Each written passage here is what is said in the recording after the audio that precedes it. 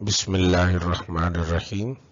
عزیز طلبہ و طالبات، آج ہم سبق ایک وصیت کی تعمیل کا دوسرا حصہ پڑھیں گے، جس کے مصنف جناب فرحت اللہ بیگ صاحب ہیں۔ سبق شروع کرنے سے پہلے آپ اس ویڈیو کو لائک کیجئے اور اسے شیئر بھی کیجئے۔ میں اسپیچ دینے میں سیدھا کھڑا نہیں رہتا، کچھ ہاتھ پاؤں بھی ہلاتا ہوں۔ خدا معلوم مولوی کریم الدین کا حال بیان کرنے میں کیوں میرے ہاتھ کا اشارہ کئی دفعہ مولوی وحید الدین سلیم کی طرف ہو گیا، مجھے تو معلوم نہیں، مگر جلسے میں اس نے کچھ اور ہی معنی پیدا کر لیے۔ مولوی وحید الدین کے والد بھی پانی پت سے دلی آئے تھے، کتابوں کا بیوپار کرتے تھے۔ لوگ سمجھے کہ مولوی کریم الدین سے ہی مولوی وحید الدین کے والد تھے۔ ناموں کے یکساں ہونے نے اس خیال کو اور تقویت دی، یعنی نام بھی ایک جیسے تھے، یعنی ملتے جلتے تھے، کریم الدین اور وحید الدین، تو لوگوں نے سمجھا کہ یہ بات صحیح ہے۔ اب جو ہے وہ مولوی صاحب سے پوچھتا ہے، مولوی صاحب کیا مولوی کریم الدین صاحب آپ کے والد تھے؟ مولوی صاحب کے تاؤ کی جو کچھ نہ پوچھو، انہیں غصے کی دل ہی دل میں اٹھتے رہے، یعنی اندر ہی اندر جو ہے وہ کڑتے رہے، غصہ کرتے رہے۔ خدا خدا کر کے 1:30 بجے مشاعرہ ختم ہو، 1:30 بجے نہیں 1:30، اسٹیج کے دروازے سے جو نکلتا ہوں تو کیا دیکھتا ہوں کہ مولوی صاحب دیوار سے چپکے کھڑے ہیں۔ مجھے دیکھتے ہی بپھر گئے، کہنے لگے، فرحت یہ سب تیری شرارت ہے، کریم الدین کو میرا باپ بنا دیا۔ میری کچھ سمجھ میں نہیں آیا کہ آخر یہ کہہ کیا رہے ہیں۔ بڑی مشکل سے مولوی صاحب کو ٹھنڈا کیا، وہاں سے لے جا کر خیمے میں بٹھایا، پان بنا کر دیا، سگریٹ پیش کیا، جب جا کر ذرا نرم پڑے اور واقعہ بیان کیا۔ میں نے کہا، مولوی صاحب بھلا مجھ سے ایسی گستاخی ہو سکتی تھی؟ اول تو اس مذاق کا یہ موقع ہی کیا تھا، دوسرا مجھے کیا معلوم کہ آپ کے والد کون تھے، کہاں کے تھے، دہلی آئے بھی تھے یا نہیں، کتابیں بیچتے تھے یا کیا کرتے تھے؟ کہنے لگے، تو گھڑی گھڑی ہاتھ سے میری طرف کیوں اشارہ کرتا تھا؟ میں نے کہا، مولوی صاحب اسپیچ دینے میں ہاتھ کا اشارہ خود بخود اس طرح ہو جاتا ہے، اب اگر اگلی صف میں بیٹھ کر آپ اس اشارے کو اپنے سے متعلق کر لیں تو اس میں میرا کیا قصور ہے؟ بر یہ بات لوگوں کے دلوں میں کچھ ایسی جم گئی کہ مٹائے نہ مٹی۔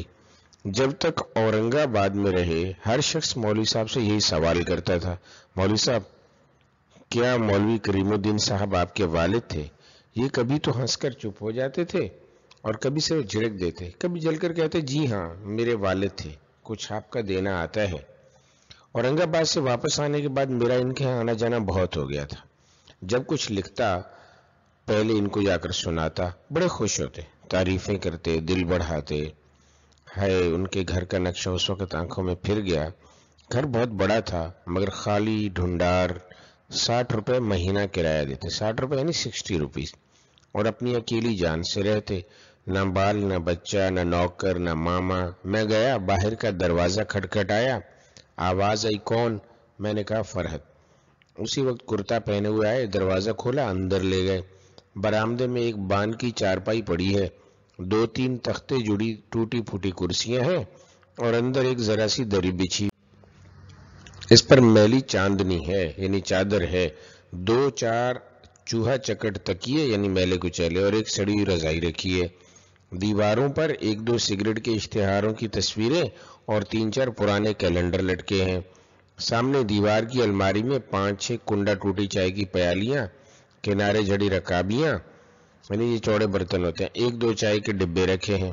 سامنے کے کمرے میں کھونٹیوں پر 2-3 شیروانیاں، 2-3 ٹوپیاں لٹک رہی ہیں، نیچے 2-3 پرانے کھڑنک جوتوں کے جوڑے پڑے ہیں۔ لیجئے مولوی صاحب کے گھر بار کا یہ خلاصہ ہے، کھڑنک مطلب سخت قسم۔ مولوی صاحب بیٹھے ہیں، سامنے 2 انگیٹھیاں رکھی ہیں، ایک پر پانی، دوسرے پر دودھ جوش ہو رہا ہے یعنی ابل رہا ہے، چائے بن رہی ہے، خود پی رہے ہیں، دوسروں کو پلا رہے ہیں۔ ایک نمک کا ڈلا پاس رکھا ہے، چائے بنائی، نمک کے ڈلے کو ڈال 2 چکر دے نکال لیا، یعنی یہ نمکین چائے نمک والی بناتے تھے۔ بس سارے دن ان کا یہی شغل تھا، گھر میں برتن ہی نہیں تھے، کھانا کیسے پکتا اور کون پکاتا خبر نہیں، کہاں جا کر کھا پی آتا۔ کبھی میں گیا، دیکھا کہ دروازے میں یہ بڑا کفل لٹک رہا ہے، تالا۔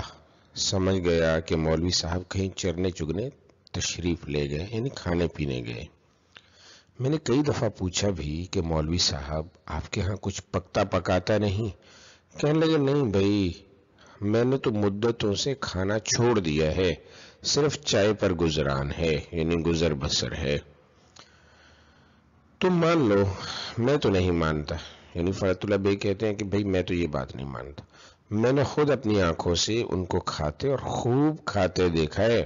ہاں یہ ضرور ہے کہ اپنے گھر کا پکا نہیں کھاتے تھے، اور کھاتے تو کیوں کر کھاتے، پکانے کا انتظام کرنا کوئی آسان کام نہیں تھا، ماما رکھنی پڑتی، یعنی ملازمہ، سامان منگوانا ہوتا، لکڑی کا خرچ، تیل کا خرچ، نون کا خرچ، یعنی فیول وغیرہ، کچن کا دیگر سامان ہے اس کی بات ہو رہی ہے، آئل وغیرہ، یہ سب چیزیں، سبزیاں وغیرہ، غرض اتنے خرچ کون اپنے سر باندھے اور اپنی بھلی چنگی جان کو بیٹھے بیٹھائے روگ لگائے۔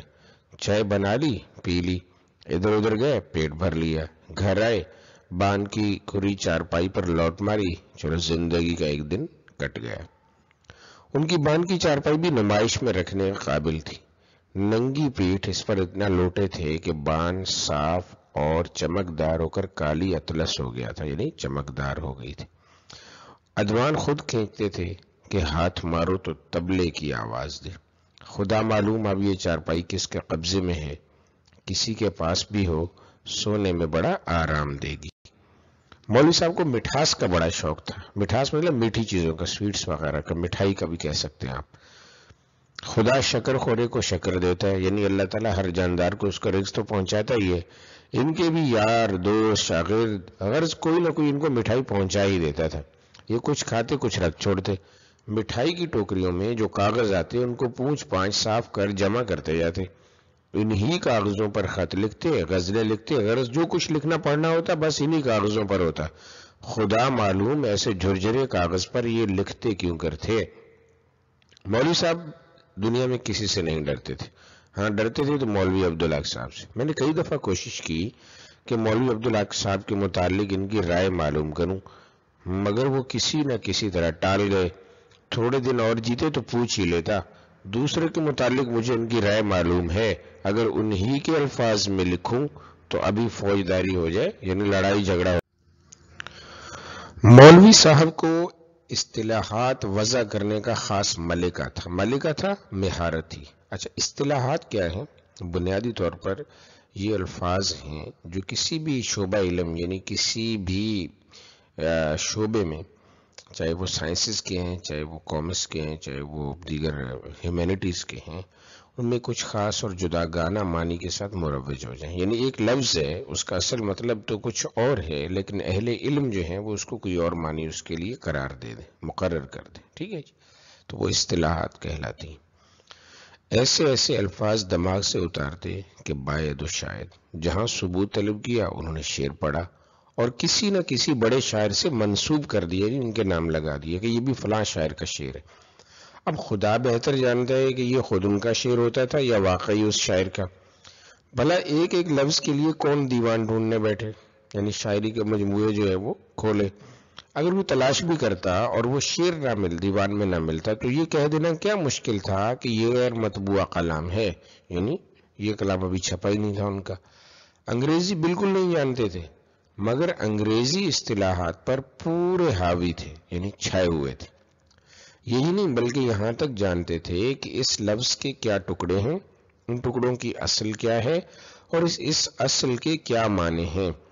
اس بلا کا حافظہ لے کر آئے تھے کہ ایک دفعہ کوئی لفظ سنا اور یاد ہو گیا۔ الفاظ کے ساتھ انہوں نے اس پر بھی بہت غور کیا تھا کہ انگریزی میں اصطلاحات بنانے میں کن اصولوں کو پیش نظر رکھا گیا ہے۔ انہی اصولوں کو وہ اردو کی اصطلاحات وضع کرنے میں کام میں لاتے، وضع کرنے میں یعنی بنانے میں، بناوٹ، اور ہمیشہ کامیاب ہوتے۔ میری کیا اس وقت سب کی یہ رائے ہے، میری کیا اس وقت سب کی یہ رائے ہے کہ اصطلاحات بنانے کے کام میں مولوی وحید الدین سلیم اپنا جواب نہیں رکھتے تھے، یعنی ان کے جیسا کوئی تھا نہیں، اور اب کہ ان کے بعد ان کا بدل ملنا دشوار تو کیا ناممکن ہے، یعنی مشکل تو کیا ناممکن ہے کہ ان جیسا بندہ کوئی ملے۔ عربی اور فارسی میں اچھی دست رس تھی، مہارت تھی، سمجھ بوجھ تھی، مگر وہ اردو کے لیے بنے تھے اور اردو ان کے لیے۔